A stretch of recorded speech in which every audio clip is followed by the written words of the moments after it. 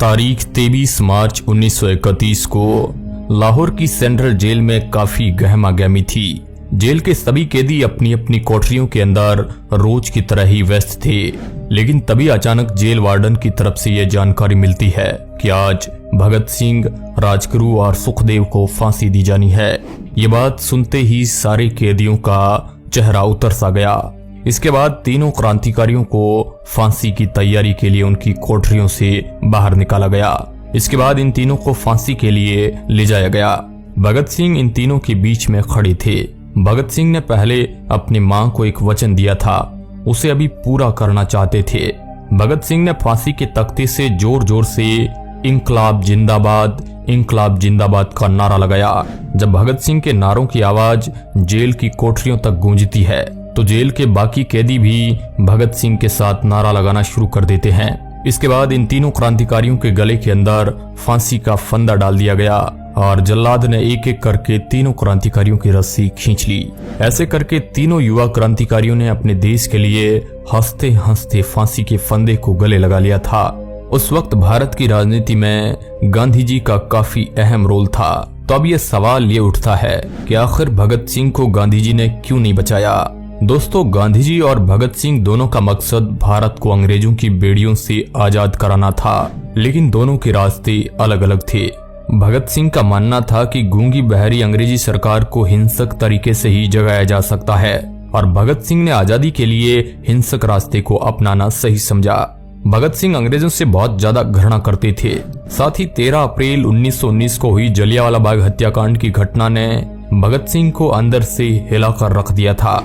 1921 में जब चोरा चोरी हत्याकांड के बाद गांधी जी ने किसानों का साथ नहीं दिया तो भगत सिंह ने गांधी जी से अलग विचारधारा पर चलने का मन बना लिया।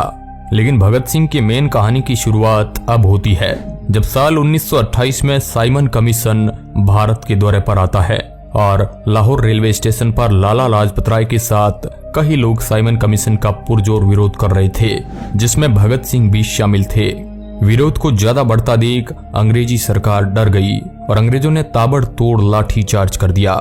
इस लाठी चार्ज में घायल होने के कारण लाला लाजपत राय की मौत हो जाती है। अंग्रेजों की इसी टुच्ची हरकत ने भगत सिंह को अंदर से हिलाकर रख दिया था। इस लाठी चार्ज में जिम्मेदार था पुलिस अधिकारी स्कॉट।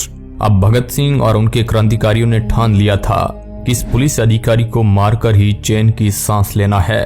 लेकिन अंतिम समय में चूक होने के कारण स्कॉट की जगह 21 साल का पुलिस अफसर जेपी सैंडर्स मारा गया। इसके बाद चारों तरफ क्रांतिकारियों को पकड़ने की धरपकड़ अंग्रेजों ने तेज कर दी, लेकिन भगत सिंह यहाँ से भी अंग्रेजों को चकमा देकर भाग गए। इसके बाद भी अंग्रेजों के जुल्मकारी नीतियों से भगत सिंह परेशान थे।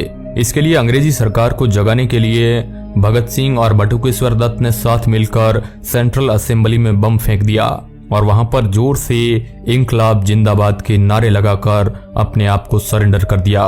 उस वक्त भगत सिंह के पास अपनी रिवॉल्वर भी मौजूद थी। कुछ समय बाद ये सिद्ध हुआ कि भगत सिंह ने इसी रिवॉल्वर का इस्तेमाल पुलिस अधिकारी सैंडर्स को मारने में किया था। इसके बाद पुलिस अधिकारी सैंडर्स की हत्या के मामले में भगत सिंह को अभियुक्त बनाकर फांसी की सजा सुना दी गई। तारीख 5 मार्च 1931 वायसराय और गांधी जी के बीच एक समझौता होता है। गांधी जी और इरविन के इस समझौते में अहिंसक तरीके से पकड़े गए सभी कैदियों को छोड़ने पर सहमति बनी, लेकिन पुलिस अधिकारी की हत्या के मामले में पकड़े गए भगत सिंह को लेकर कोई भी सहमति नहीं बनी। इसके बाद यहाँ से विवाद शुरू होता है। लोगों ने सवाल उठाने शुरू किए कि इधर भगत सिंह जैसे क्रांतिकारी को फांसी दी जा रही है और गांधी जी ब्रिटिश सरकार से समझौता कर रहे हैं। इसके बाद कई जगह सार्वजनिक सभाओं में गांधी जी का विरोध होने लगा और फिर 23 मार्च 1931 को भगत सिंह और दोनों क्रांतिकारियों को फांसी दे दी गई।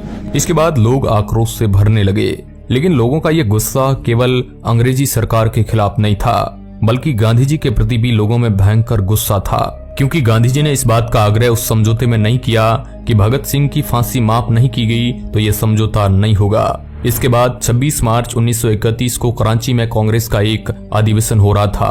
25 मार्च को जब गांधी जी वहां पर इस अधिवेशन में हिस्सा लेने के लिए पहुंचे तो लोगों ने उनके खिलाफ जमकर विरोध प्रदर्शन किया और उनका स्वागत काले कपड़े दिखाकर किया। साथ ही गांधी मुर्दाबाद और गांधी गो बैक के नारे लगाए गए। कांग्रेस में सुभाष चंद्र बोस और कई लोगों ने गांधी जी और इरविन के समझौते का विरोध किया। वे मानते थे कि ब्रिटिश सरकार अगर भगत सिंह की फांसी को माफ नहीं कर सकती थी तो ये समझौता करने की जरूरत नहीं थी। हालांकि कांग्रेस वर्किंग कमेटी उस वक्त इस मामले में पूरी तरह गांधी जी के साथ थी। अब गांधी जी ने इस मुद्दे पर क्या कहा? गांधी जी ने इस मुद्दे पर कहा कि भगत सिंह की बहादुरी के लिए हमारे मन में सम्मान उभरता है, लेकिन मुझे ऐसा तरीका चाहिए जिसमें खुद को न्यौछावर करते हुए आप दूसरों को नुकसान नहीं पहुंचाए। वह कहते हैं कि सरकार गंभीर रूप से उकसा रही है, लेकिन समझौते की शर्तों में फांसी रोकना शामिल नहीं था, इसलिए इससे पीछे हटना ठीक नहीं है। गांधी जी ने कहा कि किसी खूनी, चोर या डाकू को भी सजा देना मेरे धर्म के खिलाफ है। मैं भगत सिंह को नहीं बचाना चाहता था, ऐसा शक करने की तो कोई वजह ही नहीं हो सकती। गांधी जी अपनी किताब स्वराज में लिखते हैं, मौत की सजा नहीं दी जानी चाहिए। वो कहते हैं कि भगत सिंह और उनके साथियों के साथ बात करने का मौका मिला होता तो मैं उनसे कहता कि उनका चुना हुआ रास्ता गलत और असफल है। ईश्वर को साक्षी रखकर मैं सत्य जाहिर करना चाहता हूँ कि हिंसा के मार्ग पर चलकर स्वराज्य नहीं मिलता, सिर्फ मुश्किलें ही मिल सकती है। मैं जितना तरीकों से वायसराय को समझा सकता था मैंने कोशिश की। मेरे पास समझाने की जितनी शक्ति थी इस्तेमाल की, जिसमें मैंने अपनी पूरी आत्मा उड़ेल दी। भगत सिंह अहिंसा के पुजारी नहीं थे, लेकिन हिंसा को धर्म नहीं मानते थे। इन वीरों ने मौत के डर को भी जीत लिया था। उनकी वीरता को नमन है, लेकिन उनके कृत्य का अनुसरण नहीं किया जा सकता है।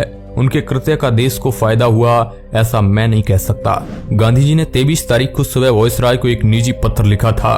भगत सिंह को बचाने के लिए वायसराय को लिखी उस अनौपचारिक चिट्ठी में गांधी जी ने उन्हें जनमत का वास्ता देते हुए लिखा था, जनमत चाहे सही हो या गलत, सजा में रियायत चाहता है। जब कोई सिद्धांत दांव पर न हो तो लोकमत का मान रखना हमारा कर्तव्य हो जाता है। मौत की सजा पर अमल हो जाने के बाद तो वह कदम वापस नहीं लिया जा सकता है। यदि आप ये सोचते हैं कि फैसले में थोड़ी सी भी गुंजाइश है तो मैं आपसे ये प्रार्थना करूंगा कि इस सजा को, जिसे फिर वापस नहीं लिया जा सकता है, लेकिन इसे थोड़ी स्थगित करने पर विचार करें। दया कभी निष्फल नहीं जाती। गांधी जी सजा खत्म करने की जगह सजा टालने पर जोर क्यों दे रहे थे? लोग आलोचना करते हुए कहते हैं कि गांधी जी ज्यादा से ज्यादा सजा को कुछ वक्त के लिए रोकने के लिए अपील कर रहे थे, जबकि उन्हें सजा खत्म करवाए जाने या फिर उसे कम करवाने की कोशिश करनी चाहिए थी। मगर सवाल यह है कि क्या यह मुमकिन था? हम गुलाम देश में जी रहे थे। भगत सिंह पर पुलिस अधिकारी सैंडर्स की हत्या का इल्जाम था। अंग्रेज चाहते थे कि इन तीनों को मिली सजा बाकी युवाओं को डराए, उन्हें संदेश दे कि अगर उन्होंने अंग्रेजी हुकूमत के खिलाफ हथियार उठाया तो उन्हें बख्शा नहीं जाएगा। और एक और चीज थी जो भगत सिंह, राजगुरु और सुखदेव के खिलाफ जारी थी, वो माफी मांगने के खिलाफ थे। वो अपने लिए किसी तरह की रियायत नहीं चाहते थे। भगत सिंह खुद अपनी सजा माफी की अर्जी देने के लिए तैयार नहीं थे। जब उनके पिता ने इसके लिए अर्जी लगाई तो उन्होंने बेहद कड़े शब्दों में पत्र लिखकर इसका जवाब दिया था। गांधी जी का मानना था कि खून करके शोहरत हासिल करने की प्रथा अगर शुरू हो गई तो लोग एक दूसरे के कत्ल में न्याय तलाशने लगेंगे। लेकिन भगत सिंह की फांसी की सजा माफ करने के लिए गांधी जी ने वायसराय पर पूरी तरह से दबाव बनाया हो, इस तरह के सबूत शोधकर्ताओं को नहीं मिले हैं। फांसी के दिन तड़के सुबह गांधी जी ने जो भावपूर्ण चिट्ठी वायसराय को लिखी गई थी वो दबाव बनाने वाली थी, लेकिन तब तक काफी देर हो चुकी थी। इस विषय पर मौजूद रिसर्च के आधार पर यह कहा जा सकता है कि फांसी के दिन से पहले गांधी और वायसराय के बीच जो चर्चा हुई उसमें भगत सिंह की फांसी के मुद्दे को गांधी जी ने गैर जरूरी माना। इसलिए गांधी जी द्वारा वायसराय को अपनी पूरी शक्ति लगाकर समझाने का दावा सही नहीं जान पड़ता है। भगत सिंह की बहादुरी को मानते हुए उन्होंने उनके मार्ग का स्पष्ट शब्दों में विरोध किया और गैर कानूनी बताया। गांधी जी उनकी सजा माफ नहीं करा सके, इसे लेकर गांधी जी से भगत सिंह की नाराजगी से जुड़े साक्ष्य नहीं मिले हैं। लेकिन भगत सिंह के स्वभाव को देखते हुए लगता नहीं है कि उन्हें यह बात कचोटती रही होगी कि उनकी सजा को माफ नहीं कराया गया। कुछ लोगों का इस बात में भी भ्रम बना रहता है कि भगत सिंह को असेंबली सभा में बम फेंकने के इल्जाम में फांसी हुई थी, लेकिन हकीकत में भगत सिंह को असेंबली सभा में बम फेंकने के लिए नहीं, बल्कि पुलिस अधिकारी सैंडर्स की हत्या के मामले में फांसी की सजा सुनाई गई थी।